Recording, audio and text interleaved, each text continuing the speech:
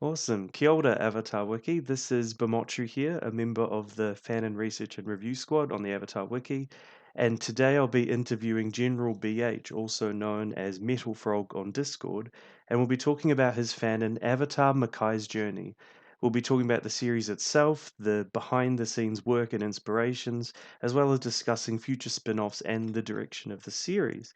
Well, great to have you here, General BH. How are you doing? I'm doing amazing, man. That's good to hear. Awesome. Yeah, so today, as I said, we'll be talking about diving a bit deeper into your series, which is always a lot of fun. So the first question I wanted to ask is for those who may not be aware of your series yet, can you briefly describe what Avatar Makai's journey is? Yeah, absolutely. So, Avatar Macai's Journey is a spinoff of Avatar The Last Airbender, the hit series. And it's a Fire Nation spinoff. So, it takes us deeper into the world of the Fire Nation, particularly when they were villains during the Hundred Year War. So, it's really special. It happens actually, particularly a few years before. Some of the key events happened, I would say, about 2 years before and a year before. And yeah, it's not a hero story. It's a bit of an anti-hero story, a bit of a villain story.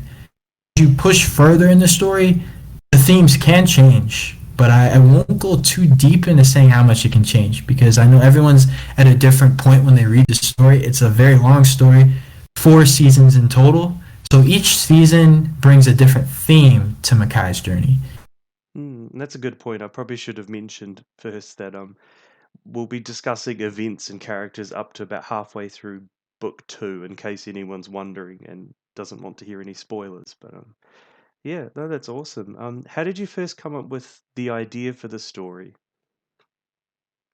Well, I started when I just looked at Avatar Last Airbender, and I used to always enjoy it as a kid.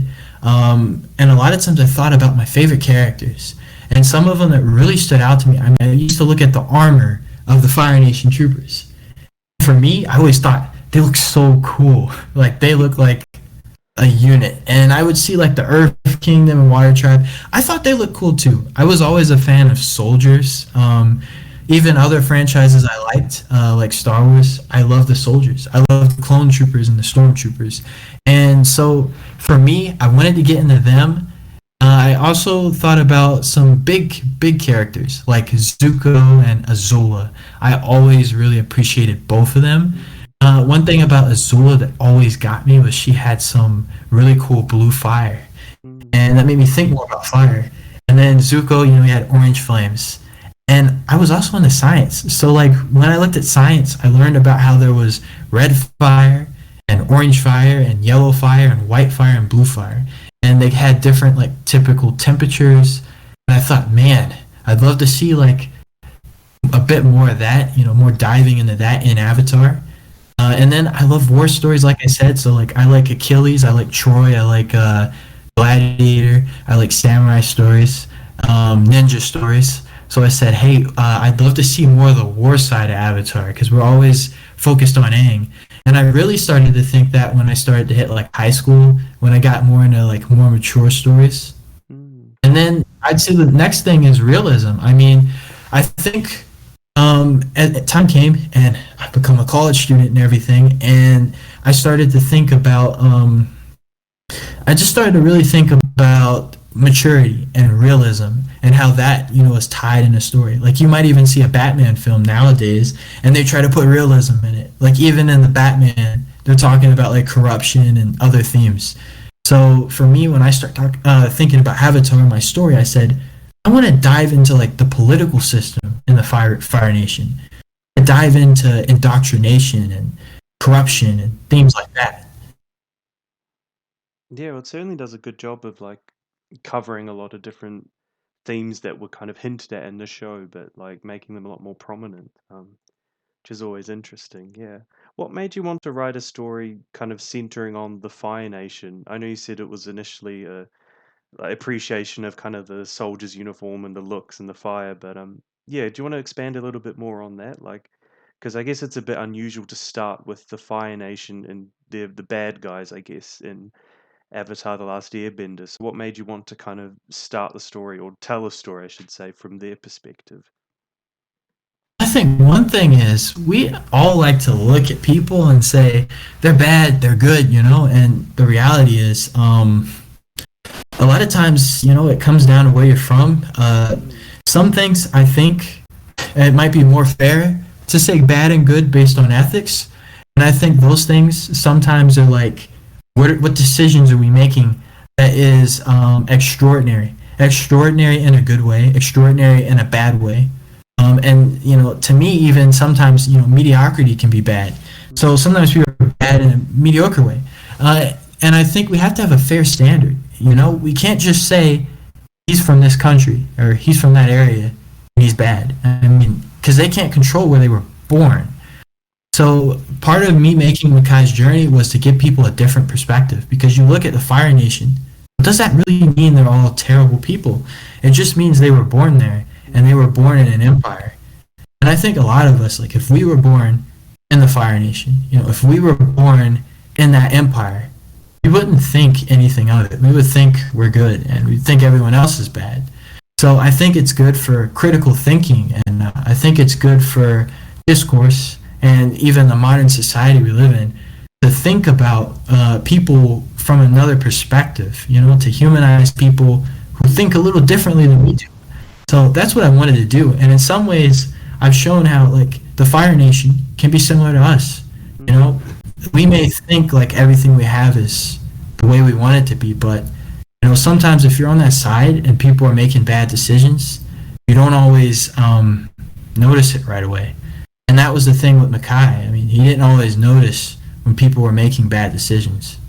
But over time, I mean, eventually, as he does more of his job, he's going to learn. He's at least going to learn and think differently. Doesn't mean he'll think the way we would think.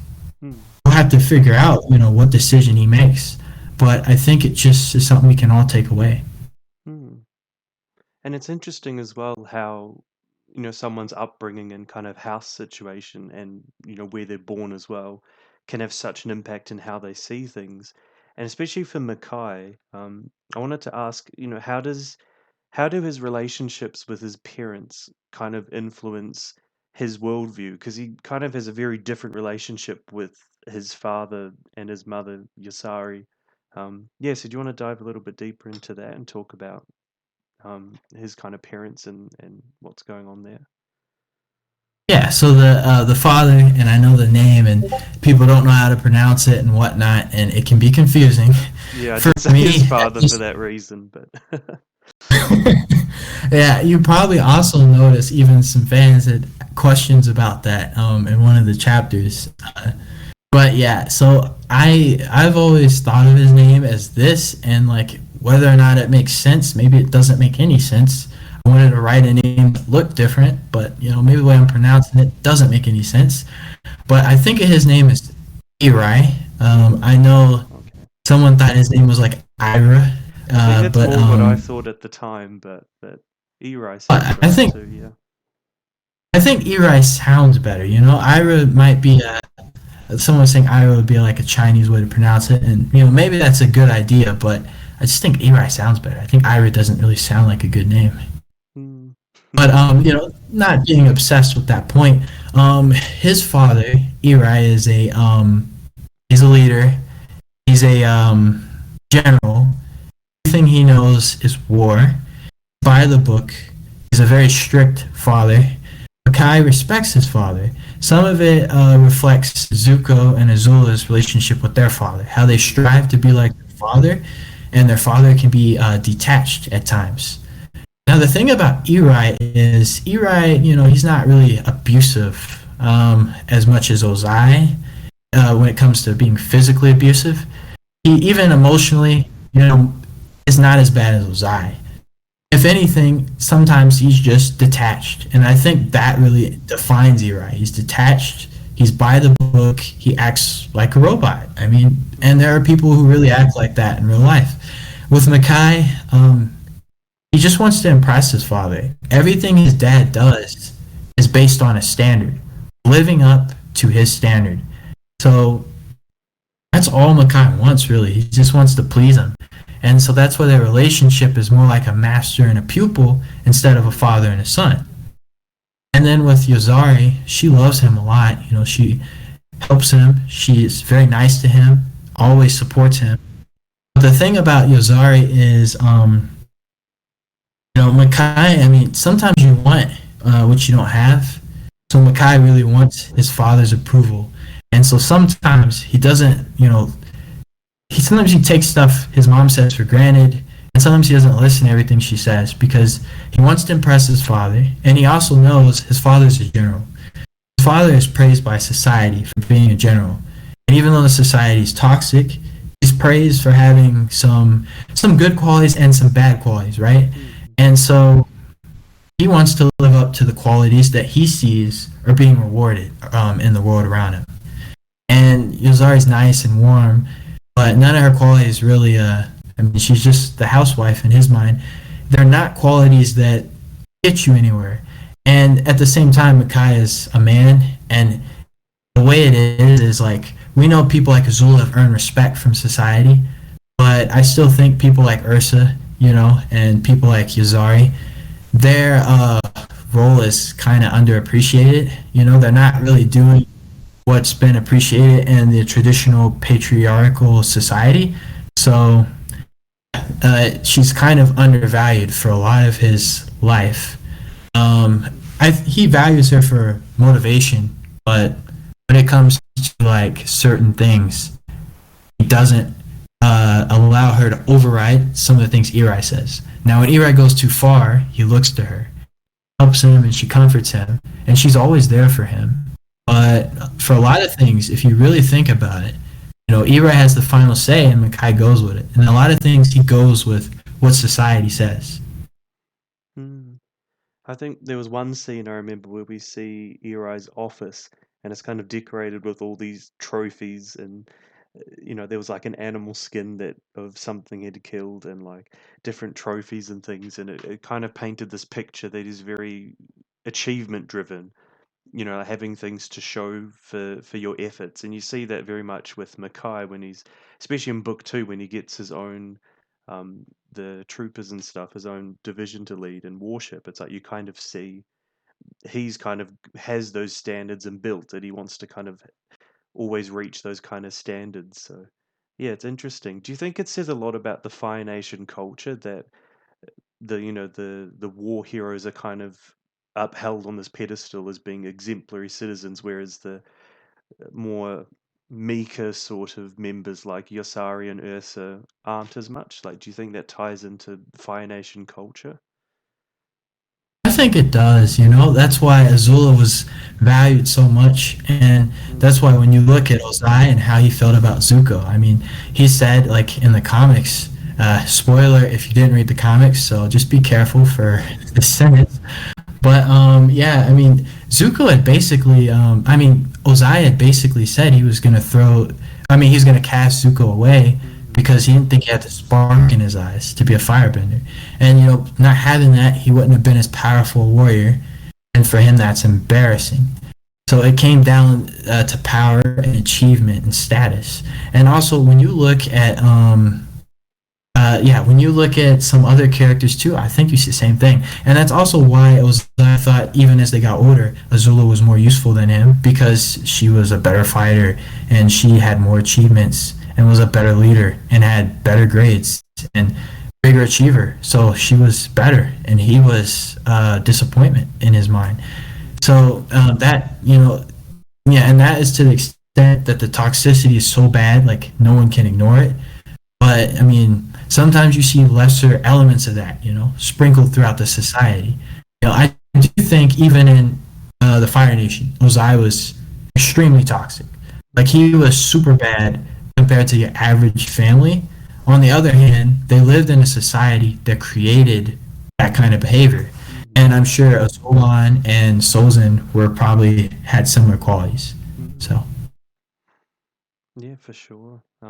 And we see a lot of that when Sozin, I guess, started that whole imperialism, to spread their greatness across the globe, and yeah, it kind of adds. Yeah, definitely seems like that's something embedded for several generations in the Fire Nation. Kind of an interesting contrast, I thought, was Rosh and his parents, because his attitude to life feels a little bit different. You know, he wasn't as rushed to kind of graduate early, and his parents seemed to see things a bit differently. Yeah, do you think yeah, why do you think that him and Makai kind of see things a little bit differently, I guess, on that level? I think Rosh, I think he's a bit more like someone like Iroh. I mean, if you think, I don't know much about like Lutin and Iroh and their relationship. And if, I mean, I assume most people would know this, but Lutin is basically Iroh's son. Mm, And Iroh was never as strict as Ozai, even though I know for a fact when he was a general, he was going to be like not as nice as when he's an uncle. You know, he would be more warlike at that time. But I would say during no point in their life was Iroh as brutal as Ozai, you know, or as competitive. I think he was always more loving, which led to what happened later on. Um, and you know, some things there were changes. I think that consistently softened his heart. I think you know he went on missions, maybe adventures, battles, and then he went places. And we know he found the Sun Warriors and went through adventures like that, which would change him. We know he joined the White Lotus. So there were things that happened, but even before all that happened, I think just there were things that made him more open to that. And we look at things like Zuko, like we know for a fact, Zuko is his ancestry is a little different mm, than his father. But I mean, you never know. I mean, we haven't seen all the Avatar lore.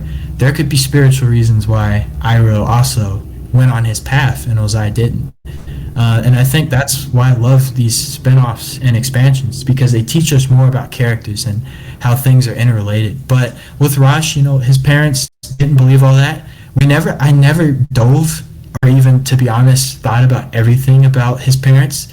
So mm, there may be a reason why his father is more so on his track and acts the way he acts. But at the moment, what we do know is his perspective's different. I think I had a scene where I was talking about how he traveled and went different places, and mm, he did learn from different people, so that kind of mirrored Iroh. But yeah, there might be some extra details in there as well that just haven't been filled in yet. mm. Yeah, no, it's interesting, and I think it's good to have that balance of kind of perspectives. You know, like we get a lot of the Fire Nation attitudes that we know from the series, you know, the striving for perfection, the superiority, but then there are others within, like Iroh, like Rosh and his parents, who, for whatever reasons, have a different sort of outlook on life. And I think it's quite interesting having that. Um, Yeah, and I'm sure in real life, I'm sure if you look at the British Empire or if you look at, you know, even somewhere like Russia or somewhere in North Korea, you know, I don't know. If you look at a lot of places, people have different views, but I'm sure not everyone thinks the same thing, mm, even in their society. yeah. Something else that Rosh and Makai seem to clash over is Azula. In fact, comes up quite a bit in the first book how Rosh isn't exactly fond of Makai's girlfriend. Um, yeah, why do you think that is? Yeah, so that was like a special part of the story. I mean, I Mm, just thought it would be brilliant to add because one, I think people who read it, like, it gives them something, some tension in the story, something to, you know, laugh about, get your attention.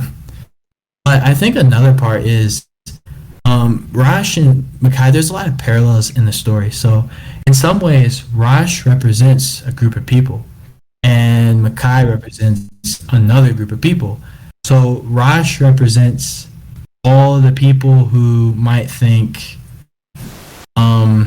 basically, represents people who wouldn't like Azula. Like in real life, there are people who would not like her. And even in her society, in the competitive Fire Nation, there's people who want to get at you. I mean, when you look at Zhao and Zuko, they had an intense rivalry, right? They fought each other and all this stuff. And he just hated his guts, right? So I think that is part of it. That's part of the culture. Competition is part of the culture. I think they encourage people to dislike each other and fight each other so the strongest person will prevail and come out of it. And I think for them, out of the two of them, he doesn't like her for genuine reasons. Raj doesn't agree with all the toxic things in Fire Nation culture.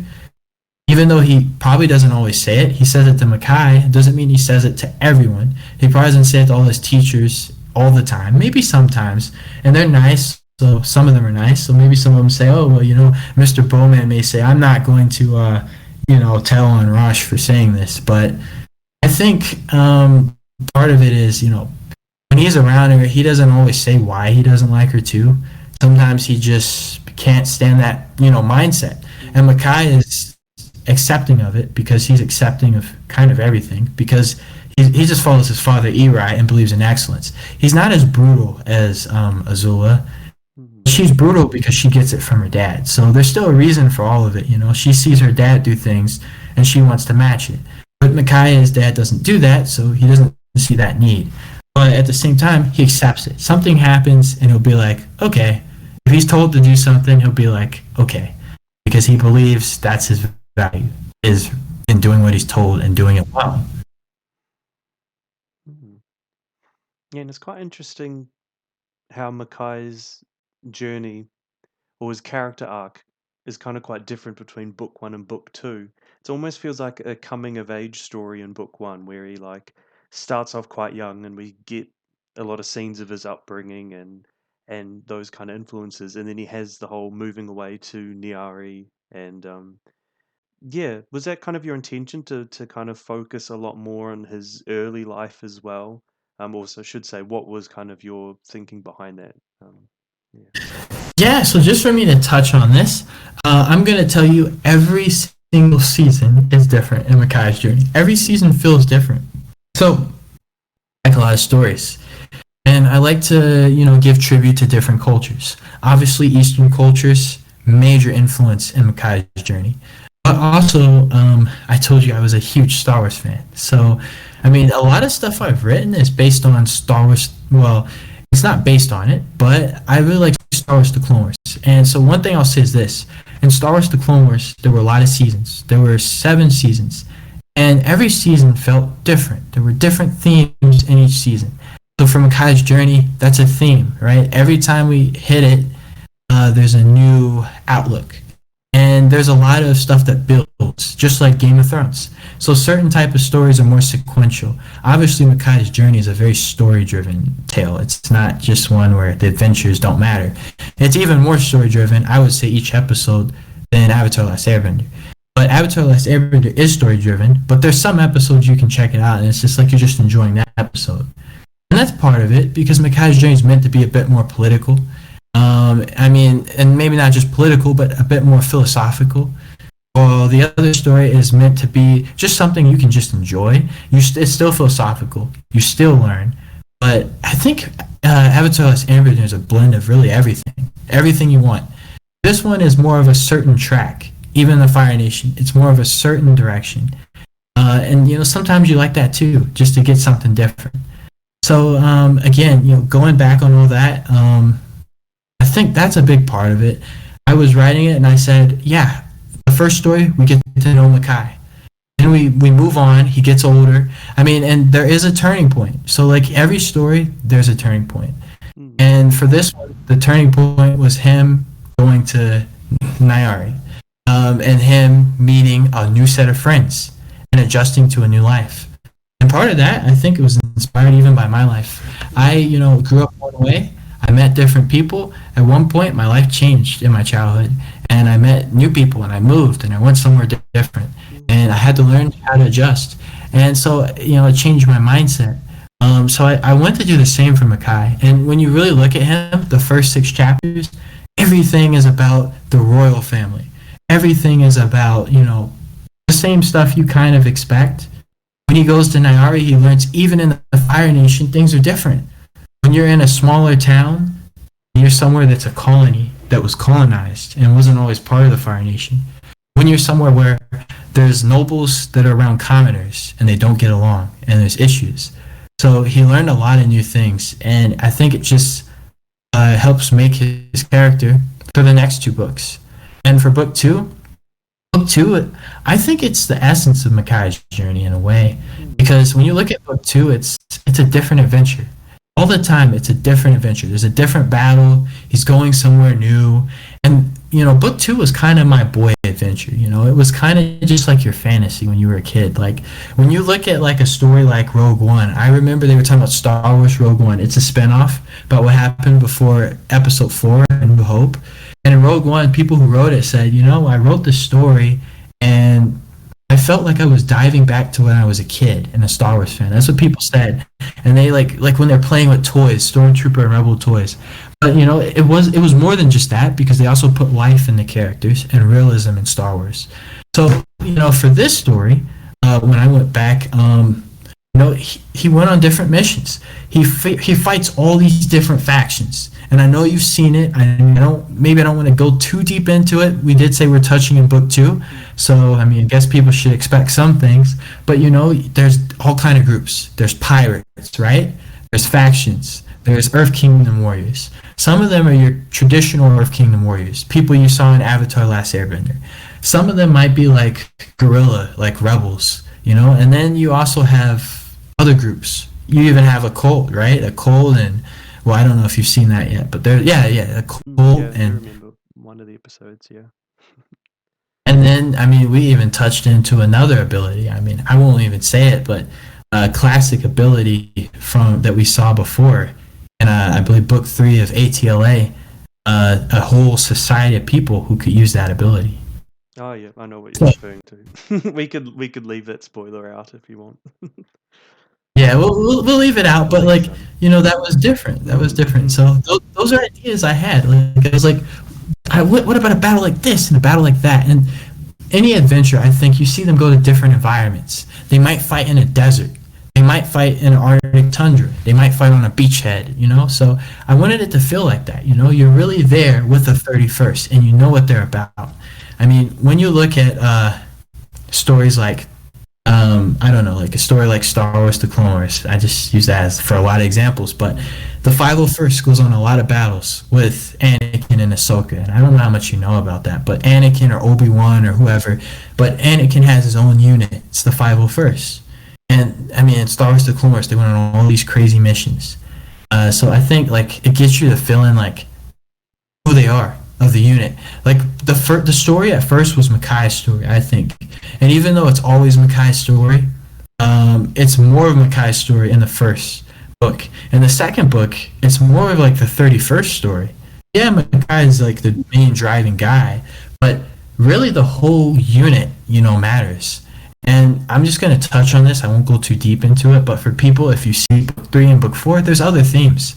A big theme in book 3, I'll just touch on this, is it's kind of like the curtain comes off. The curtain falls. And I think, or like Revelations.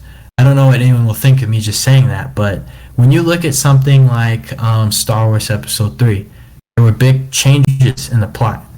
When you look at Avatar, book 3, there were big changes in the plot. When you look at Halo 2, I used to really like Halo growing up, the Halo games. So Halo 2 was a big like change in the story. To me, Halo 2 was like a bigger change in the story than the third one. But yeah, and then when you look at some other stories, plenty of other stories, there's always that moment that happens and it changes the way you look at the story. So that's what book 3 is meant to be. It starts off the same familiar world, adventures, battles, 31st. But at some point, something happens that changes the way people look at things. And so that's what that's about. And then in book 4, I honestly don't 100% know what book 4 feels like. And it's kind of like, I used to look at these stories like Marvel, when Thanos comes, right? And also I think of like, well, for people who know Star Wars, they may not know this, but part of Legends, the old Star Wars lore, they had these guys called the Vong. I don't remember how to say their first name, Yuzan or whatever it was. The Vong people are a group that comes to Star Wars and they change the story. It feels very different when they show up. And like, Halo 4, not everyone likes Halo 4. I didn't like it at first, but now I like it, so I don't know.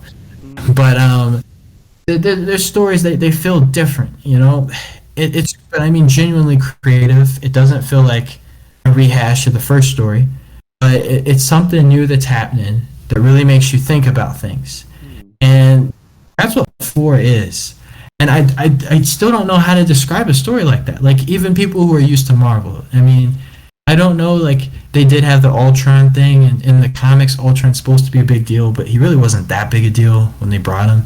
But, you know, they had a Marvel movie, Avengers, and all this. I'm sure anyone who saw Thanos thought, what the heck is going on? Like, when they saw Infinity War, it just felt totally different. Even though, like, you know, it's still an Avengers story, to me it felt like a different world. You get what I'm saying? Hmm. So it's kind of like that. And I don't know, like, because each, like I said, each season is a different world, but I just can't explain why 4 is different. It just is. Oh, Just when the I get to after. 4, I'll try and put it into words. How it feels like. Yeah, and I guess that's why the Niari section of book 1 is such a good lead into book 2, because it starts to deal with some of the more deeper political themes, you know, with the divide between commoners and nobles, and Makai's kind of being thrust into that, as well as like being in a new place, trying to make friends. And yeah, because book 2 definitely touches on a lot of those sort of themes with the different groups that they encounter. With book 2, I was going to ask, how does we kind of see a different kind of tone, like the more like war style story. You know, it's a bit more confronting, you know, attacking and fighting and the war side of things. How do you think it kind of impacts some of the characters, especially because they're still quite young by today's standards?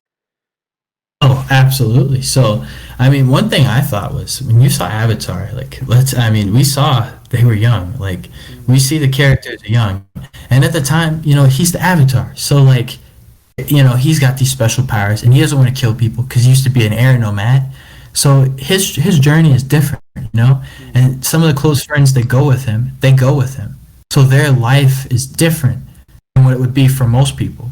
But when you look at some of these characters, right? Like, imagine the other young people who join the Fire Nation, because from what I've read or what I've heard, is it seemed like they could get married at 16, they're adults at 16, and I think it's based more on the old cultures. Because in the old world, right, back in the day, like way back, but like in ancient times, if you were like 15, you could be like going to war. You could be treated like an adult, you know. And I think people didn't live as long back then, so that was part of it. But they were still really young, and I think that it's the same way in Makai's journey. So like they're young, but they're throwing a lot of responsibility on their shoulders, and of course they're not totally ready for it maturity wise. mm, But you know, we do see this in some of the stories, the teen stories. Sometimes we don't always see it, but we'll see them. Like, I mean, you look and you might see Robin beating people up at 15, and you might see some of these other characters, right?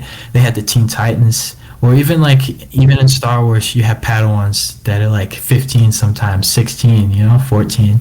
mm, So I mean, it happens, and I think the thing about it is, you know, I wanted to delve in what to how much he'd really be dealing with, you know, because war is no joke. And I know, like, even in real wars, you know, even recently, I'm not just talking about like thousands of years ago. There's been wars where people enlist, and mm, maybe they're not like 15, but they might be 17. You know, they're still very young.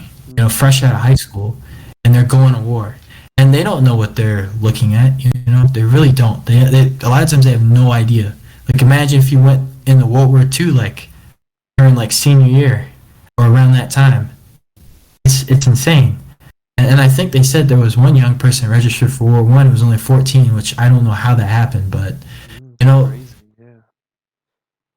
frightening. But yeah, with Makai's journey, we do see that, and we see the battles. And there is a scene in one story where, I mean, he wasn't really a very important character, but like a young guy got taken out, really young guy. You know, it was painful, not because they even knew him, but it was, well, super well, but it was painful because of how young he was, and everyone noticed that, you know. Mm, And I didn't really delve that much into it, but I showed it. And there's still other scenes. And as you read it, like, you're gonna be reading, you're heading towards unsettling reunion. So mm, when you read that, I think you'll actually see an episode that touches exactly on your question, because it does affect them mentally. mm, And you know, sometimes you don't know how war affects you because it happens, and you don't always think about it because you're just fighting. You're going on your mission. Now, sometimes worse things happen. People snap in battle, right? People accidentally hurt a comrade, or people just go nuts. But when that doesn't happen, sometimes You think I'm going in battle and I'm fighting and I'm fighting and I'm fighting and I'm doing okay with this, so you think you're normal. But then you go back home and that's when you realize something's off. So I think that's part of it. Some of them, they may not realize it at the moment because they have each other. All they have is each other on that battlefield. It's not even about the Fire Nation. I mean, it is to them.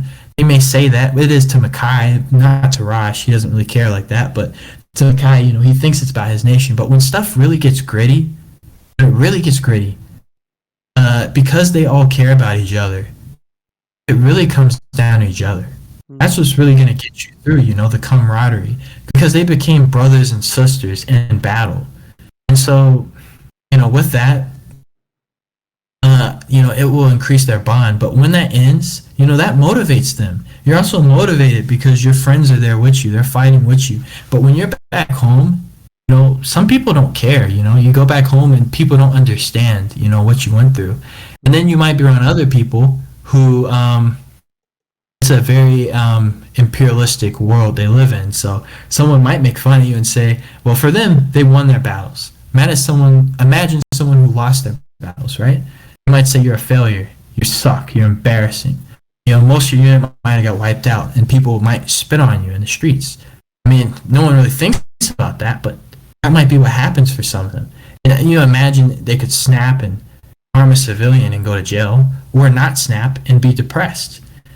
And for someone like these guys, for them, that may not have happened. It seemed like they were always winning their battles. And I mean, people read it different or at different parts in the story. So, I mean, you'll see whether or not they get a setback or a couple setbacks. But if you get a setback, even if you've won enough battles, nobody talks about you in the streets. Maybe it hurts them. They go home and they remember the people they lost in battle, and it shakes them up. So, I definitely think it's a part of the story, and it's really something else. mm. It's quite interesting how some characters had different reactions. There was one scene where Kana was kind of feeling a bit of the weight of it, the fighting and the violence. And then I think it was Samira who was saying she kind of sees it more like a job to do, like kind of detached was kind of almost like a coping mechanism.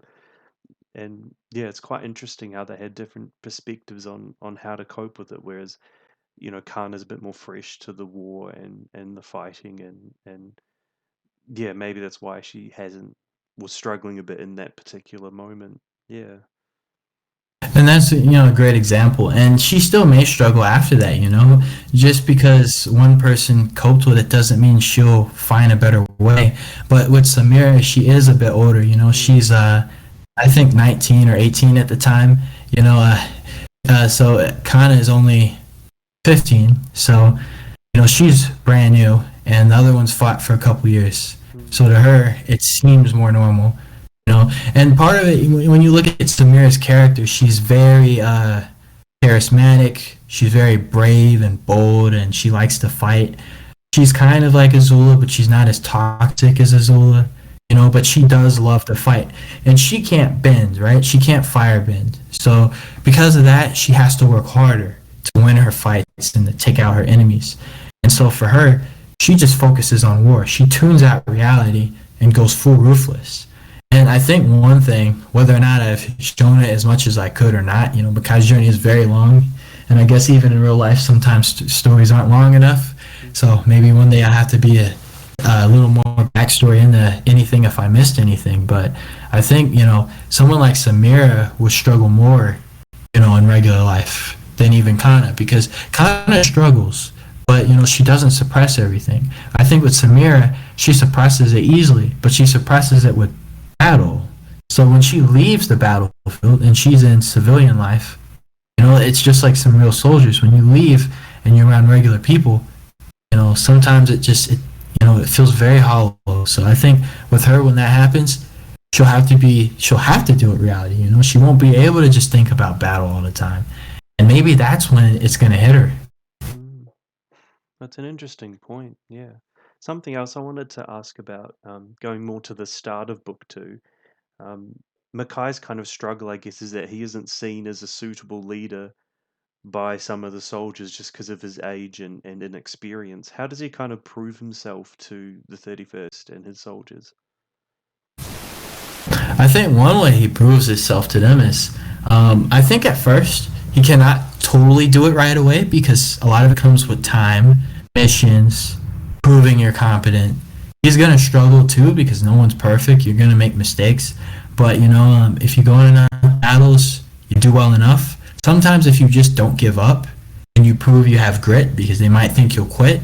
If you do things like that, sometimes you'll gain their respect. Over time. And Makai can fight, so he's lucky because he fights very well. If he was average, it'd be even harder. If he was below average, he'd really be screwed, But like he can, and so because he's good, he'll get some people's respect quicker by fighting well. But he still won't get everyone's respect because it's not all about fighting. And I think some things too is like he trained them hard. He didn't back down. People talked about him and challenged him. He immediately took them on. You see that in episode 17. So, I mean, when he does that, and then he has a piece of his father in him. So you really don't always see it, but when that happens, his father used to train him like a hound dog, And that's what he did to everyone. He trained them crazy, right? So when that happened, I don't know what they were. Well, they're just thinking, what's up with this kid, right? It's just going nuts. But yeah, I think that also can gain him respect too. I guess it helps that he has some different colored fire, like the white fire, and he also used yellow flames at one point at the end of book one, which is kind of a bit different and out there. It almost makes him feel like a chosen leader, I guess. How do the white Yes. flames kind of affect how he fights in the series? So I mean, the white flames. One thing about them is, people think like all the time, white fire is super hot. And I did always want to see a firebender with white fire. So that's why Makai has white fire. Big surprise there. But yeah, like with Makai, like part of it, his white flames, they represent his discipline. Just like Azula's blue flames represent her discipline. It represents how hard he worked and how much he pushed himself. But still, Azula's fire is blue. Her fire is actually the hottest, not Makai's. And with her, I mean, part of it was her mindset. Her mindset wasn't even healthy. She pushed herself to an unhealthy level. And part of it was from her father. And it was like all her ambitions weren't good. So that pushed her to a crazy level of power in that sense. Doesn't mean she's the best firebender because in my opinion, during the same time, I think Iroh is still better. Part of it, his experience, but that's just what I think. I mean, Ozai is rated the top firebender, but get it from a healthy source either. But the point is, it doesn't have everything to do with it, but I think it shows it. And with Makai, his flames are a bit unhealthy too as it starts. So that did lead a bit to it, but not as bad as Azula's. Another thing about his white flames, because his flames are white, it can be a disadvantage. It makes you a target. If everyone shoots orange flames and you shoot white flames, and white is super bright, they're gonna notice you. The archers are gonna notice you, and they're gonna immediately try to kill you. So it's not all good. And if he fights at nighttime, Makai will particularly be at a disadvantage. He will be the easiest target to locate. So I try to show in Makai's journey that there are a lot of variables. That no thing is one way. Like Makai is strong, he's powerful. People look at him and they say he's overpowered, and he is a little overpowered. He has white flames. He's very disciplined. He kicks butt at 15. But I mean, if you compare him to Azula, I mean, she's very overpowered at 14, and she didn't even fight on all these battles.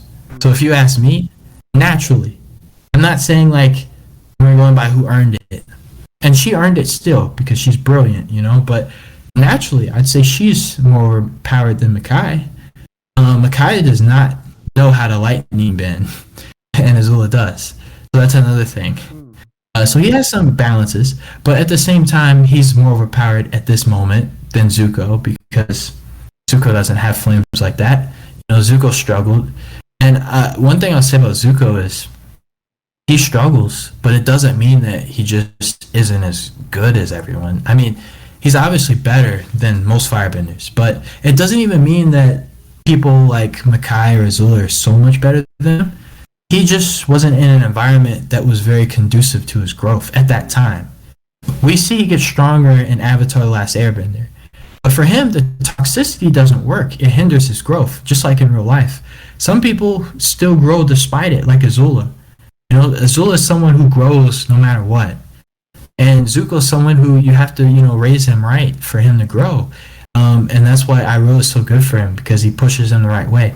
So with Zuko, he was not living up to his potential. With Makai, I think Makai would be on the same level either way, to be honest. But his life is kind of between Azula and Zuko. So you can see elements of both of them, inside of him. And he's kind of enough in the middle that it makes its own thing. And he But has his Makai own also, kind of struggles as well that makes him feel not as overpowered but more human. Like he is like a pawn in Ozai's game because he has Makai relocated and we don't know why yet. Makai also struggles to kind of deal with the political situation and the social situation, I should say, in Niari. And he also has to prove his worth to his new 31st. So he kind of has these struggles. And so even though he might be very powerful with fighting, he kind of feels human still because he has these things these experiences I think readers can relate to. absolutely. I mean, brilliant point. One other thing I'll say is his flames can blind people, so they're white. So Mm, that does help him. That's a tactical advantage. So I have to show some cool things too. He shows some new abilities because it's a new series. So mm, like, I mean, this might be a minor spoiler, but I'll just say like he has fire slam ability that he uses. I'd love to. So like, yeah, like he uses that. I mean, and you might not have noticed he actually uses that in the beginning of book two in one scene. But it happens quick, But like mhm, he can jump in the air and slam the ground and make an explosion. So he can do stuff like that. And it's cool to see, conceptually. I always wanted to see it. It fits Makai too because when you really think about how Makai fights, he fights a little more like an earthbender. And that has nothing to do with his white fire either. When mm, you really look at him, like he fights in a more grounded way.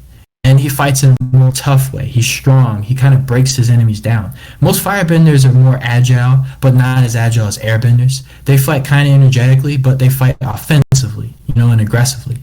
But when Makai, he fights a little more offensively, not as extreme. But like I said, he's a march him down kind of guy. mhm.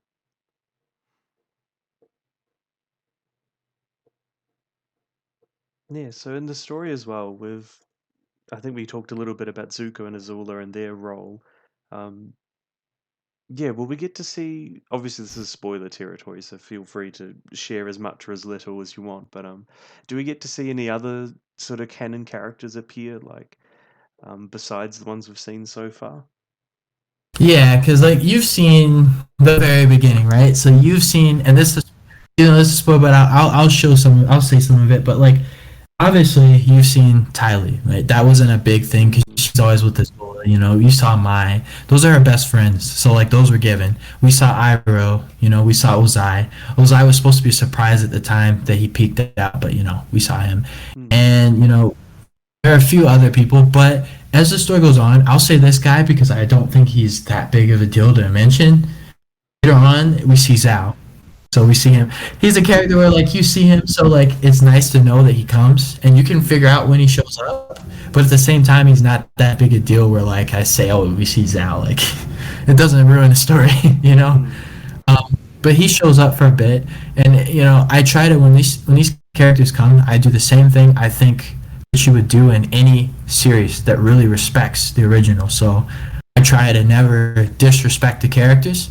I make some bold moves. I do things that I think make sense, and I do study the characters. But I try not to disrespect them. I try to stay true to them as best I can, in my version. But I try not to make a mockery of the characters. Like, people won't always agree or disagree with stories if you take a risk, and I take risks and don't care. But you see some stories, and you just may see what they do to a character, and you're like, that's just like an embarrassing like representation of that character. I try not to do that. I try to really, So even for Zhao, people have their opinions. Some people hate him, but I try to respect the character. So it's not like a very long scene. You don't really get mm. that much out of it, but you get to see him, and there are other characters. Yeah, so I will say this because it happens. People can figure out when it happens. Obviously, this is still an Avatar spinoff. You push along long enough in the story, and we've already. I don't know if you've gotten the part where you may hear a reference to him or something. Yeah, I think there's a couple references of him that happen, and they will happen obviously because everyone's gonna know he's such a big deal. Yeah, but don't be surprised if you see him, a couple times, but not like in the first two seasons. It won't be till like season 3, and that time. Mhm. Oh, it's interesting. We'll have to keep an eye out. For the last sort of part of the interview, I wanted to shift more to kind of like author questions. Yeah, because I think it'd be quite interesting to hear about your journey as an author and um, yeah, kind of what you've done so far and what you kind of hope to get out of it as well. So to start with, how did you kind of first get into the Avatar franchise and writing fan fiction? Well, I first got into Avatar when I was a kid. I mean, I saw Avatar: The Last Airbender, and I was in school. I really enjoyed it. One of my friends actually got me more into it. We used to hang out all the time. He was my best friend. His name was Alex, and he would talk to me about stuff, and we would see. We would watch it, and at the time, I saw the first season. I liked that one more than him. He wasn't as into the first one. But once the second one came out, he was way into it, And I became a big fan of. I was always a big fan of Zuko and Iroh, and then I became a big fan of Azula, and he was kind of more fan of like Ty Lee and Toph and characters like that. So we had people we liked, and then we went on to the next, the third book, and I mean we still liked it. So I think that was part of it. And then I've always been a very creative person. So like I told you I was also a big Star Wars fan, and I used to watch movies, and I used to always want another story. So back in the day, we used to get all kind of stories. Like I feel like Star Wars used to do all kind of things, but no one paid attention because after Disney took over, I mean for a while Star Wars stagnated before they took over. When I was a little kid, which was like the early 2000s and all that, like 2004 and 5, I didn't really know what happened in 2004. I mean, but once I was like 10 and all this, I start looking at 2004 and 5 Star Wars stuff. 2003, like KOTOR was really a bit before my time, but I was old enough where it was just a few years ago, so I could pick it up and then still play it. Mhm. And so I got into it. But I will say like they used to have like a lot of different video games and novels and comics. And I used to look at the comics when I was a kid, and every story was totally different. It taught you something totally different about Star Wars. You were even though it was Star Wars, you felt like you were in a new universe. Like people don't understand. Knights of the Old Republic is like thousands of years before Episode One. That's Okay, right. so we get all kind of stories in Star Wars, and there used to be so many great stories, but most people only knew some of them. Some of the kids played some of the video games, so some of the kids knew some of it, and some people may have known like I don't know the TV series. They had a 2003 series, but a lot of the stuff no one kept up with everything. They came out with all that stuff, and you only read the novels if you read. You only play the game if you play the game. But it was there. And so when the actual Star Wars came out now, like we only do like TV shows. I mean, but we still do comics and stuff, but it's not as impactful in my opinion. And the video games, there's not as many as there used to be.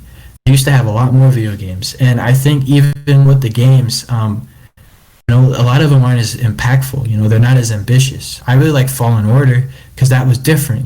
That game took you to a new universe, but I don't really see games like that come out with Star Wars now. So, but now we have all kind of TV series and everything else, so that's cool too. Hmm. But my point was, I used to see that, and for a while when the new Star Wars, when Disney took over, I said, why don't they have a Dooku series? I said, why do I always hear about the same characters? Like, I didn't, when we saw the sequel trilogy, it was similar to the original trilogy. It wasn't as different as they originally planned. So, I mean, I kind of wanted something more different. And so some fans, thought that. And I know some people like, what they got, but, a lot of people have different opinions. I always just said they should make different stuff for each fan. And I thought they should have just did spinoffs anyway, rather than getting the original cast. Because if you get the original cast, someone's not gonna, might not like the story, if you take a certain direction, and someone might like it. So I always felt like it was a risk. So when I look back, I wanted to see different things. I kept seeing the same era of Star Wars. And when I was a kid, we used to see like a bunch of eras. They used to talk about old stuff, new stuff. I mean, everything Star Wars was different back then because it wasn't all regulated by one person. So a lot of different authors used to make novels. A lot of authors made comics and video games, and they all had different visions. But now it's like more regulated, so it was I don't know, not as different. Mm. So that was the reason why I used to say make a Dooku series, make a alternate universe series, make a series about Qui-Gon and young Kenobi, and And I is used to that say kind of that. desire that made you want to kind of write your own stories, I guess, in your head? Is that kind of how it came along? Yeah, yeah. So at some point I said, you know what? I'm going to make my own Star Wars story. Mm. And another thing was we used to have debates. I was a Star Wars fan. There were Halo fans, and I used to have Star Wars versus Halo debates. As funny as that is, Mm. and they would say That's Star Wars interesting. would get obliterated. And then they used to say like the Empire, like especially the Empire. We would argue the Empire versus the Covenant or the UNSC. They would say like the Empire will get obliterated. They're terrible. They suck. Stormtroopers suck. They can't aim. They just shoot and miss everything. Like that's what people used to say. And I actually used to get like a little triggered because I was like, they missed on purpose. They had to find the base at Yavin 4. So like I was like, they missed on purpose. But the point is, I wanted to prove them wrong. I wanted to say. Then they say, well, they lost to teddy bears. They lost to the Ewoks. I'm like, well, that doesn't mean they suck. The Ewoks, they outnumbered them. You know, they outnumbered them. They knew the land. They had a lot of advantages, circumstantial, and they had the rebels helping them. So it wasn't just them.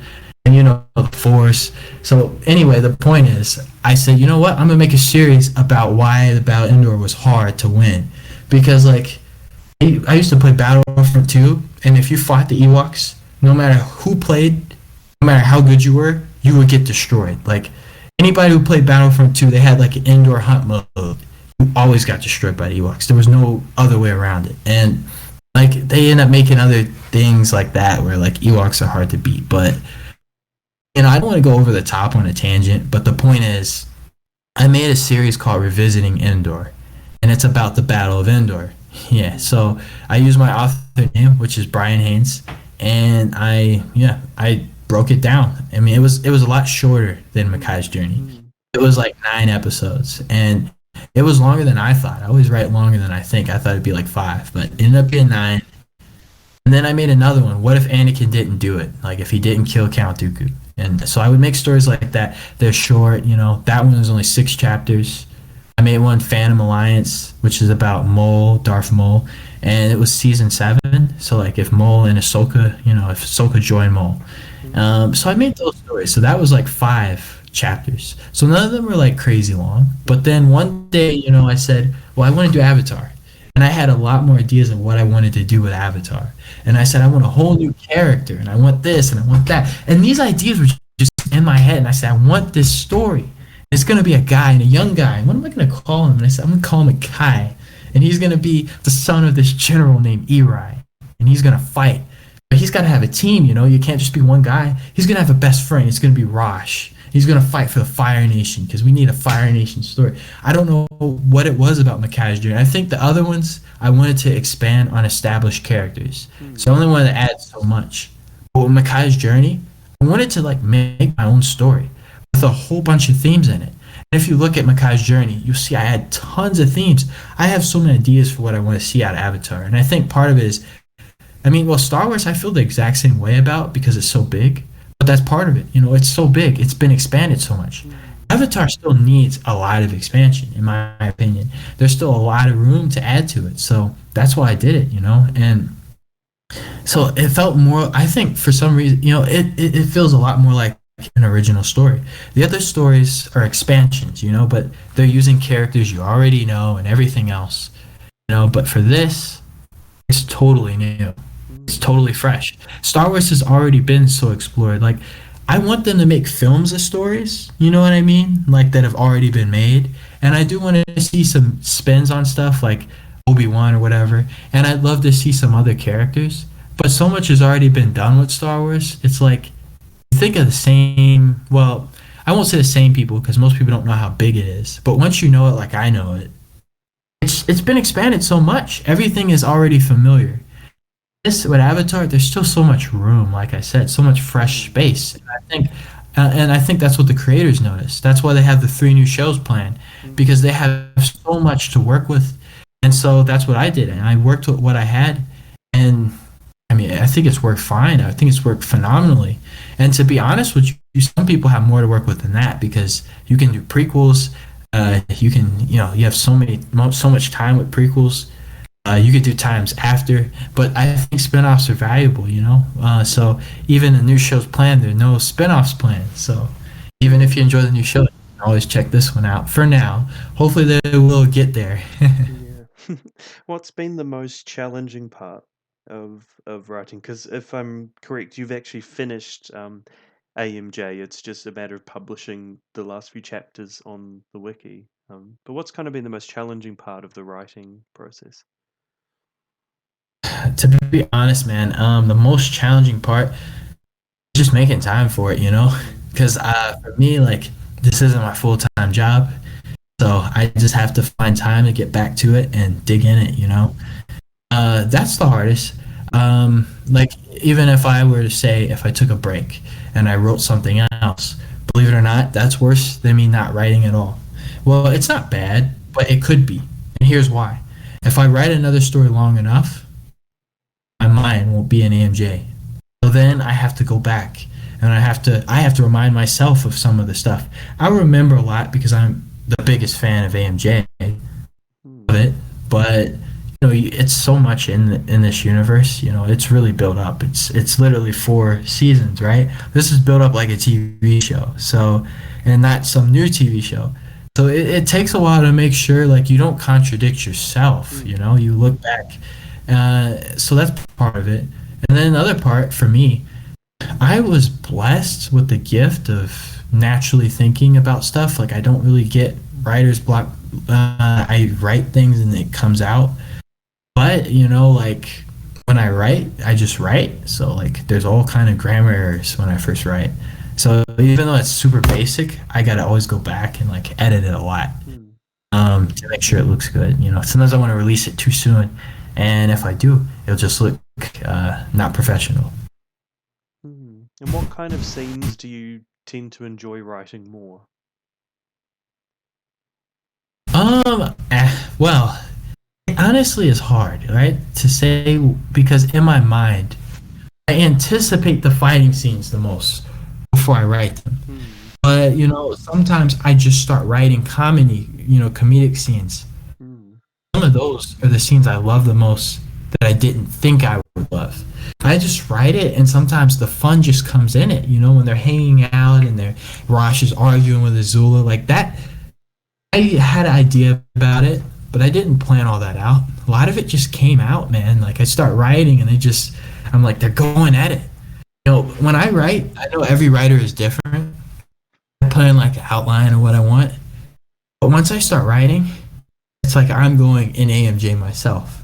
I'm traveling in the universe. As I'm writing, I logically think, what happens next? What happens next? What happens next? What's the next step? If he does this, well, like, because sometimes I may say I want 5 scenes in an episode. When I start writing, you still have to get from point A to point B. You know what I mean? Sometimes, like, we want a battle here, and we want a conversation about this. And then we want, someone gets an award or something. This is just an example. mm, So, like, okay, but logically, for that, battle to happen, this has to happen before that happens. So a lot of times that happens. I start writing and I just start thinking of things and thinking of the next step and the next to get where I want to get.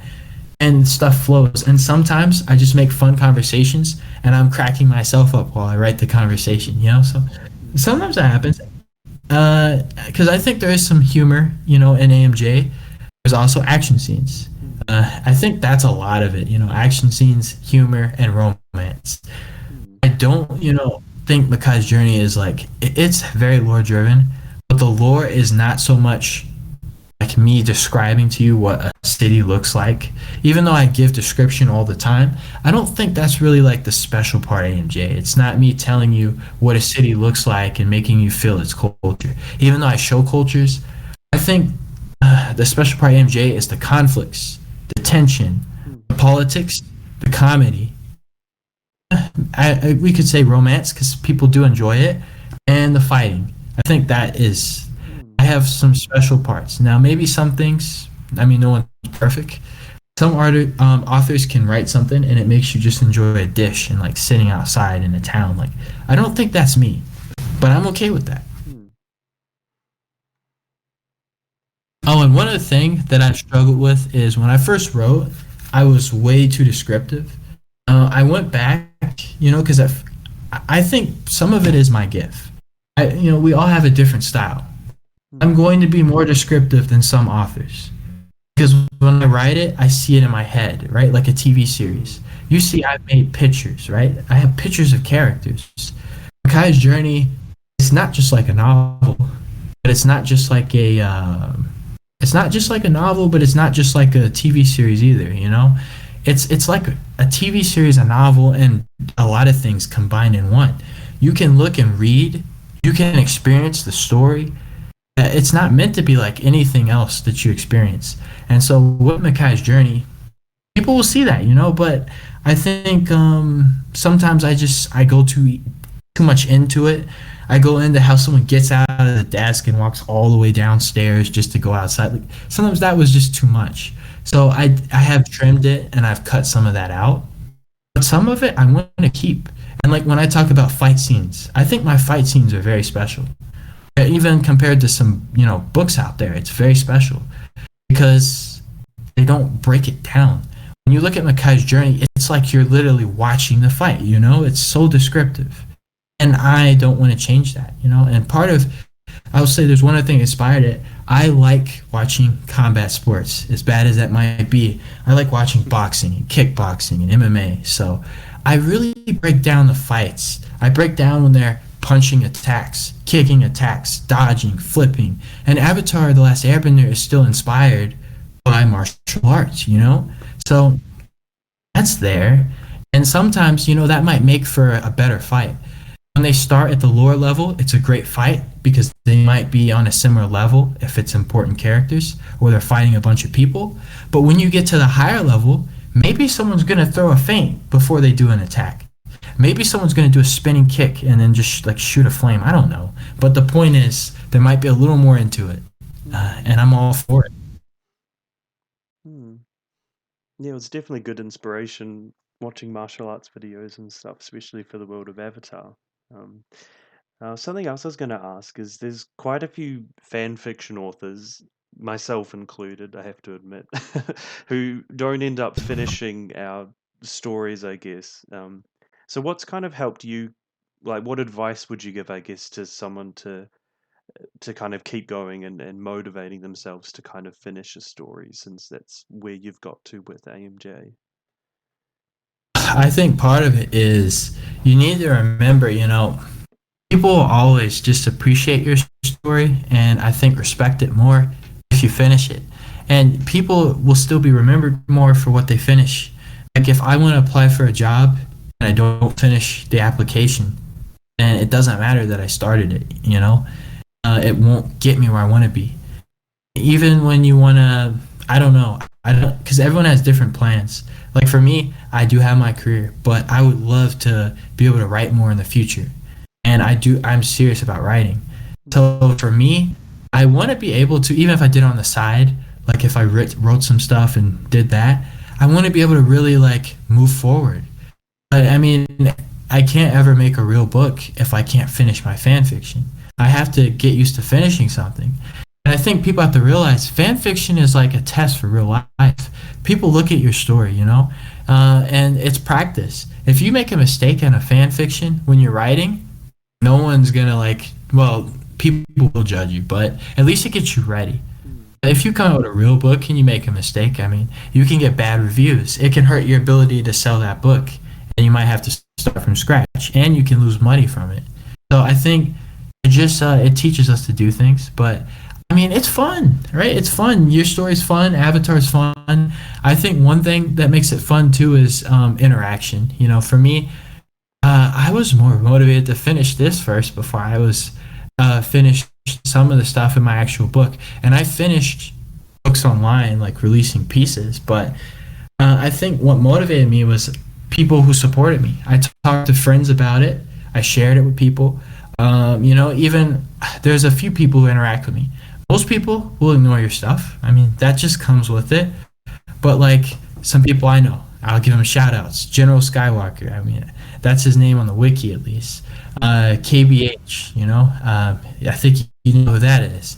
And there's some other people, they supported me. When they came out with fan fictions, I mean, I'm not gonna say like I spend all my time. I have to do stuff. I have to take care of my life. But sometimes if I have free time, I'll sit down and I'll read one of his chapters or one of their chapters, and then I'll give them feedback, and they would give me feedback.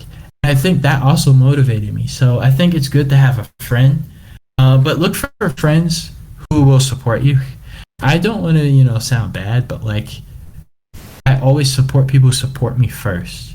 If there's someone who wants me to read their stuff, but like they never, read my stuff and never give me feedback, they're gonna get at the back of the shelf. Not saying I wouldn't help them, but it really helps when you have people they support you and you support them, because it gives you a reason to want to write. And then as you do it, more fans will come, more people will come. Some of it I had guts, I did have guts. I learned it over my life. It's not easy, When I sent out polls, I put out discussions. Sometimes I went off the deep end, but I made things, and a lot of people liked it. Some people didn't like it. That's what comes with it, Like if you look at musicians and artists and all kind of people who do stuff, they get dissed all the time, and that's part of it. So there's been times I did that, and because no one else did it, not everyone appreciated it. Most people did, but some people didn't. And sometimes maybe I could have handled it better myself, but I never let it discourage me, because I understand, nothing is easy in life if you have a dream. So you just have to stay at it. But I encourage you to just write your story and find people who will support you. Find other writers if they'll read your stuff and you can read their stuff, just because I think that's motivation. If you have friends, even if it's not your regular friends, because most of my regular friends would never like look at this, but if you do have any friends that will peek at it, I did have one friend who's read some chapters, that I had before. So if you can do that, it's always great. And you got to do it for yourself too, though. Only do it for other people. You have to remember you like the story, right? You like your characters. You care about like what happens, and someone does like your story. I want you to know, like, a couple people read your story and they really love it. Just like I learned, some people love my story. Some people don't care, and some people are in the middle about it. Some people are like, it's pretty good, but it's a fan fiction, and some people are like, it's amazing. I love this. Like, but someone loves your story. So I think for them, you owe it to them to finish your story. That's what I think. And I think also, don't be afraid to experiment. I'm not saying you gotta do everything I do, because I am pretty brave, but I change platforms, and Avatar Wiki is my second most known platform. The one I had the most interaction from is Webnovel. That's interesting. So I helped other writers. They helped me, and I found a lot of people that helped me there. And also, I found a lot of reviews and comments and everything. So that made my story bigger. At Webnovel, it's been viewed by over 400,000, over 400,000 views. So it's very big in Webnovel, and that motivated me. I mean, when I went from 10,000 to 50 to 80 to 100 and so on, it always motivated me. So I think too, you just want to find communities. I mean, I know you had some success in the Avatar Wiki, but you want to find out, can I find a group of people who will support me, But also, don't make it too serious too. Do it enough that you're trying new things. But if you start to get stressed out about it, or you start to think you're more worried about like getting views than writing it, don't. Because you want it to be fun. So you have to make it a fun experience. experience. That's the number one. I wrote Makai's Journey still mainly because it's fun and because I love Avatar and I love my story.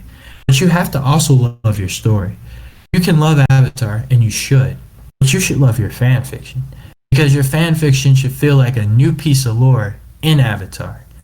And so because you love it, you want to finish it. You know, Mm, I like my characters. I like Makai. I like Rosh. And I believe they deserve to have a finished story. I mm, believe they deserve to have a story that, a lot of people can see. So because of that, I'm going to do my best to just do certain things. So yeah, make sure you do that. And yeah, spend some time, try to promote it, find people you can interact with. But also, don't make it so much about that you're doing that and you're not writing it, or that you're burnt out and you're not having fun. mm. How does it feel to kind of reach that final chapters? Like, I know you've mentioned there will be spin-offs and stuff, but how does it feel to kind of reach the last chapters of the and seeing it kind of all come together? The main chapters of the last chapters of the main series, I mean. Yeah, and let me add this. Um, I know everyone has a different personality, so they have to think about what strategy works for their style. But for me, like me writing, I a lot of people overthink. To be honest, they worry about it looking perfect. Let me tell you this: your story will never be perfect. Look at like real stories. We can look at famous stories. Everyone even likes Star Wars, right? And it's not perfect. And even Avatar, it's amazing. It's a masterpiece, but it's not perfect. So don't overthink. You have to still make those chapters. Some people spend too much time outlining things. Outline some of it, and for some of it, write it, and start to think what happens. Now you can edit it. You can edit it plenty. Editing is important. Don't over outline it. Some people want to like get help from a ton of people, and you should get some opinions, but the final decision on the project is yours. It's not anyone else's because no one really can tell you how to write your story. You know what best works, so you have to do what works for you. And you can't always think, is everyone going to love this? Is everyone going to hate this? I don't think that's good for a writer, actually. I think a writer should respect the series, do their research. If they want some help, get some help. But at some point, write your story. And even if it's not everyone's favorite, I think you're better off writing your story and finishing it. Because after that, you can go back and make another story. And you can learn from that story you wrote. I think that's better than not finishing it and wondering, how you should proceed. When I made my story, I did what I really wanted to do. I made the episodes I wanted to make. And if you want inspiration, I think rather than asking a zillion people, you can ask a couple people. But I think, and there should be a balance always. But I think part of it, look at successful stories that you like, and that's the key here. That you like. When I look at Star Wars, I don't look at Dune. Dune is a very famous book, but I mean, it's not my favorite book. I read it; it doesn't really make me excited. But when I read Star Wars, Darth Bane, Rule of Two, that book amps me up. When I read Adventures of Huckleberry Finn, that book like gets me. So read something you really like. You can look for classics. Yes, look for successful books, but books that you like. That's the key. Don't look at stuff you don't like. That's like if someone wants to write a script. If they want to write a script, look at like Star Wars, The Clone Wars. Look at stuff you like because you can learn from that because that meshes with your style. Don't look at a book that writes a way that you don't even like, or a script of a story you don't even care about. I don't think that will help you finish your story. So I think people have to learn how to combine everything they're doing to finish and improve their story with the passion and the fun. Everything's got to be about passion and fun. But yeah, getting back to the final chapters. To be honest, I start writing. I didn't overthink everything. I planned some episodes out, but I always wrote, a couple chapters that went on a little longer than I thought. I think I made a few more filler episodes, but it worked with my style because I made a long-term series. The series I make is more like how I think. So that's why I made a story like Game of Thrones and Star Wars: The Clone Wars, because I like long-term stories. Hmm. It's more like an epic. So we had a lot of episodes, and sometimes I added extra episodes, because I just thought a lot of my episodes were based on, I think this would be a cool idea. I think that would be a cool idea. I didn't want it to be rushed. So those episodes came. But there were some episodes, I planned for a long time. And you're really going to see that when you get to season 3 and 4. But even in season 1, the tournament series, I planned that one out more than pretty much all the other season 1 episodes. I don't know if that makes it feel different, but it probably does because I don't know. It's a lot of character development that led up to it. A lot of times I just think, what would happen before this happens? What would be a nice scene to see before we get to the big points? Because in real life, if you meet a person, if we just rush the story to the big points, you might go back and say, I didn't really know those characters, or I didn't really know their relationship with each other. I wish I could have seen more between these two. Because you have a fan fiction, you have room and time. You don't have the budget constraints that all the films That's a have. good point. So I think people should make those episodes. But like I said, once you get to the end, I got to the end after I knew I did everything I wanted with Macai's journey. I literally did everything I wanted to start his early journey and his childhood in the first season. And then the second season, I did everything I wanted about his war story. In the third season, I did everything I wanted about some major changes in the story. And then in the fourth season, I did everything I wanted and all the extra stuff. And maybe that's really why four feels different. It was just the extra. And so I think that's what people should do, They should think about what is everything I want out of my story. And then after you think about that, think about, how is each season going to be different, Because I don't think in any show, in certain type of shows at least, action shows, I don't think they're all the same. Avatar seasons 1, 2, and 3 are all different. The books are different. The themes are somewhat different at least. The feel is different. So I think you have to think about that and then, make your story into it. But at some point, you're going to do everything you want. And once you do, you can wrap it up. And, sometimes I know it's not like a perfect thing because I start writing. I had my plan about his childhood. I had the big episodes in mind. Sometimes for me to get from, like I said, A to B or B to C, I have to fill in spots in the middle. And sometimes I just think of things I wanted from those characters at that time. And I might want something different from them in the next season.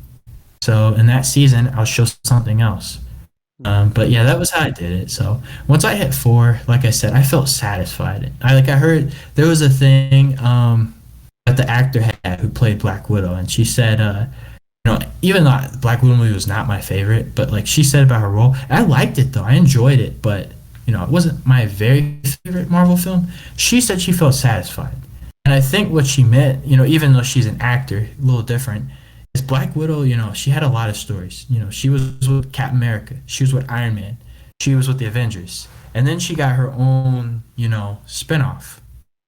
And I think after that, she felt like everything she wanted with that character. So she was happy.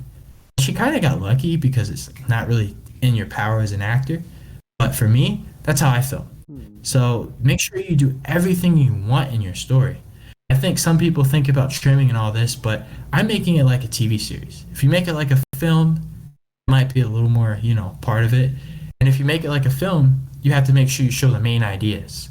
And then you could show a few extra things for character development, but you'll have to trim some of the development probably because of the length. For me, because it's a show, I was like, I can do the essentials, I can do the character development, and because it's a show, I can do bonuses. I can do stuff because a lot of shows have filler episodes. And my filler episodes, none of them are totally filler for me. They might be filler for someone else. They're not the main idea. They're not the big plot twist or a big moment or the start. But it was something I wanted to see. I might show something about the Water Tribe. And so even though it's not the most important to me, I might show something about a Fire Nation. I'll just say what this is: the Fire Nation Intel Department. They're an important group, in the story later on. Yeah, whatever. No, it's interesting though, and that's kind of the beauty of fan fiction is you can really tailor it to what interests you and what you think the series was kind of missing, I guess. Um, yeah, well, we're probably getting close to the time limit, but it's been really interesting talking about it and finding out a lot more about the series and the influences that have gone into it and also your journey as an author. I have some bonus questions, but before I get to those, did you want to share anything else or promote anything else before we move on? Yeah, I agree. We're getting towards the limit. I'll say something else, and then yeah, you can ask me some of those bonus questions. Hmm. But I think one thing is this. Some people might wonder. 'Cause I don't think I said this, but some people might wonder why Kana's name is Kana. Um, That's well, right. she's a side character, and you know, Kana's a very special name with Avatar: The Last Airbender. That was the name of Katara's grandmother, but it was also the original name for Katara. And when I thought of Kana, I just felt like that was the best name that could go for her. And I know that Mm, sounds weird, but I just, for some reason, no other name felt right. But also, I knew it was a name commonly used. mm, So I felt like it would be special to just pay a tribute to that too and use it again. But also, her last name, I changed her last name to make it a little different. Um, so she has that. mm, Last name is like Foloki, but yeah. But also, I will add this part. Basically, another thing is when you mentioned um, how fan fiction is different. Yeah, I totally agree. mm, With a real series, real show, you're a screenwriter.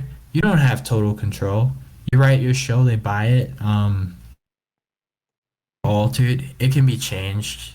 The director can have a totally different vision. Stuff in your script can get scrapped just to go with the film or whatever. And everyone has a different vision. So that's the thing. But with fan fiction, you run everything. You're the mm, CEO of everything. So take advantage of that, because that's kind of exciting in a way too.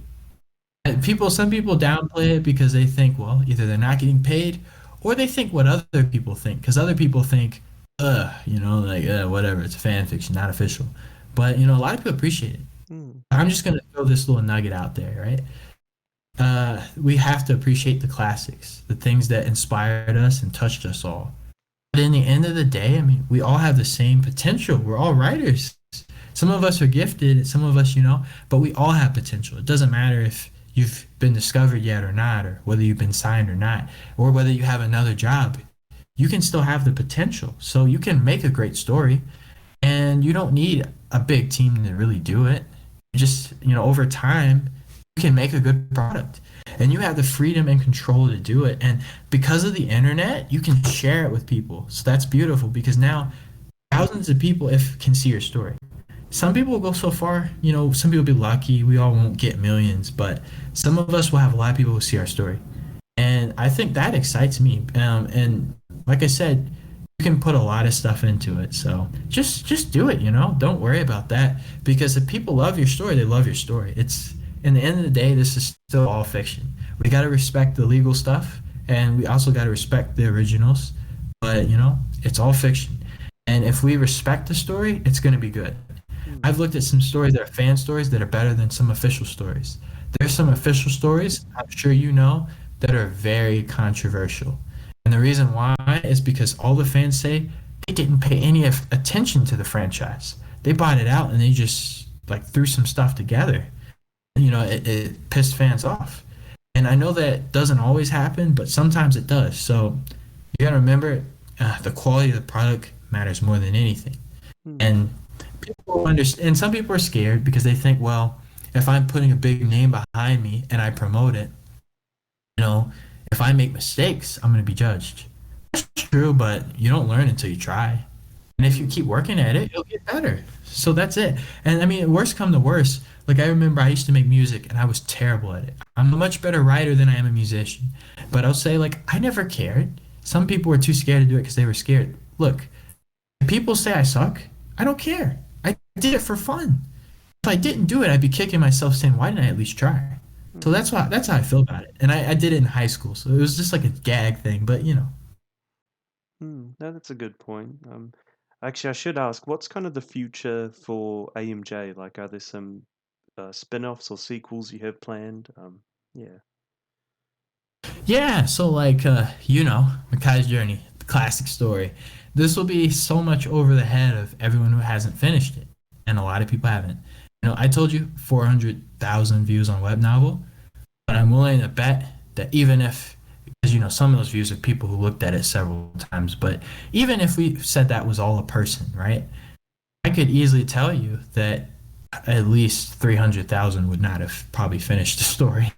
Mm, So, for anyone, who has or who hasn't, I have a sequel planned. It's short, it's not as long as the original. Avatar Lingering Tensions.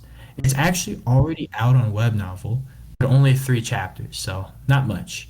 But when it's finished, it's not going to be that long. I always say it'll be shorter than it is, so I can't really say for sure, but mm, I don't think it's going to be more than 10 chapters. I really don't.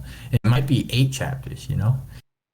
And for something else, like I plan spinoffs for some important characters. No matter what their fate is, because fate doesn't matter. You see, they made a Black Widow movie, and Black Widow died, so that was a prequel. that's So true. Yeah. I will say, yeah, like I won't say the names, but I might say the names, but just think of the big names of the characters. I'm not gonna say they're all gonna have spin-offs. You can figure that out yourself, but characters like Kana, Rosh, uh, characters like that, they definitely can get a spin-off. I've actually had demand from some fans that Rosh get a story anyway. So, Mm, and Ket, he might get a story. Yeah, I might do a prequel to AMJ. mm. Uh, There's a lot I of might not. options. I'm actually skeptical about a prequel to AMJ though, because AMJ is supposed to be, respectful to canon. It's a canon compliant expansion. But basically, the thing about AMJ is, which is Avatar Kai's Journey. I think when you look at the story, I only want to respect really the TV series. I haven't decided if I want to look at anything else. I looked at the comics too, like the comics that came right after. So Mm, it only went up to 2020. Let's say like I always wanted them to do this. They don't plan on doing this in the next several years, so it probably won't matter. But like I said, that was a goal of mine. I wanted to respect it. It mm, just makes it feel a little more immersive. But I wanted them to come out with a prequel to ATLA. I wanted a prequel about Iroh and Ozai and Ursa and all them characters. About even the White Lotus characters, you know. mm, But because that might not come out, I anytime soon, maybe not even the next 5 years, I might make a prequel with all those characters. But I'd probably be the last thing I do, just because I feel like that has the most odds of being contradicted and debunked. No, it's interesting. They've got a few different ideas on the horizon, so I'm sure many fans will be excited to hear that. Um, yeah, so I have a couple bonus questions. These are light-hearted, so nothing too out there. Do you have a favorite Avatar food? I mean, honestly, I mainly just go with kind of like more like the Airbender food. Mm, Uh, Vegetarian, not too crazy, pretty simple. I mean, I know the Fire Nation's got more of the spicy food, so you can never really get too. I do like spicy food. They mm, have like more meat in their dishes and stuff. Yeah, I think more like what the Airbenders eat. Like, They have I forgot what cool-looking it fruit is. pies, I reckon. The ones with the spiral on top. Yeah, I think the fruit pies get me. That's one of them. So now I know Aang mentioned something. I don't want any of that. What was it? Banana onion juice or something? Yeah, maybe No. pass on that one. But although Yeah. there is a recipe for it in the Avatar cookbook, apparently. I haven't read it yet, but it made it in there, onion and banana juice. Next one, where would you live in the Avatar world if you could? I feel like I know the answer, but I'll ask anyway. Yeah, I would definitely live in the Fire Nation, Mm, Fire Nation capital, a lot of big things happening there, so why not, mm, some people like the Northern Water Tribe, but let's be honest, it's crazy cold. Why would you want yeah. to live there? And then, like, the Earth Kingdom is a desert. Like, it can be nice, and I guess there are some nice cities in deserts, but I mean, I just think Fire Nation will have the most like balanced climate, and I think it would be fun. Maybe not when they're an empire, but I guess if I get to see like my favorites like Azula and Zuko, I'll be pretty hyped. And then the last question, which kind of leads on from your answer, which characters would you want to meet in real life from the Avatar world? Yeah, so Iroh Mm, number one, Zuko number two. I don't know if I want to meet Azula to be honest. mm. Yeah, I'm not too sure about that. Yeah, it might not turn out very well. But yeah, Yeah, Iroh would be pretty cool, I imagine. I agree with you there on Azula. Might be a bit scary. Yeah. Oh, that's all the questions I have. Thank you so much for your time. It was interesting hearing more about your series and a lot of what goes on behind the scenes. And I think as well, it'll be inspirational for a lot of authors who listen and can take something from that. So yeah, thank you so much for one being more here. point. Mhm. Yeah, one more point though. I will mention this. Uh, I also, just so you guys know, if anyone is interested, I have a sci-fi series. Mm, It's called Infinite Domain Inception. So awesome. it's new. I've come out with like 6 parts on Amazon. And one day I plan on releasing it in a full thing. But yeah, you can always check that out. And if you ever see my profile, you might see it. Mm, If you like my stuff and you like sci-fi, maybe you'll like it. Like I said, they have short parts, so if you want, you can even see the first part or a sample. See what you think. Where can people find that if they want to read it? It's like I said, it's on Amazon.com Amazon. right now. hmm So yeah, at this moment, it's been there, so it won't go away. And where's the best place to read Avatar Makai's journey if anyone's interested but hasn't started yet? Honestly, I can't give you a specific answer because, like, well, I mean, the Avatar Wiki would be the place, Mm, obviously, to recommend. That's where you're gonna read this anyway. And yeah, it's an awesome place. But you're welcome to check out Webnovel as well.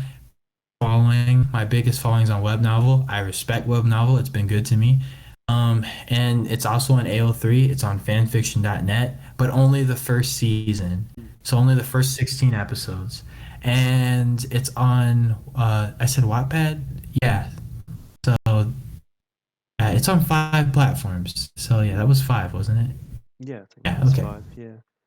Awesome. Oh, thank you so much for coming on and for sharing a little bit more about the world of Avatar Makai's journey and your journey as an author as well. It's interesting.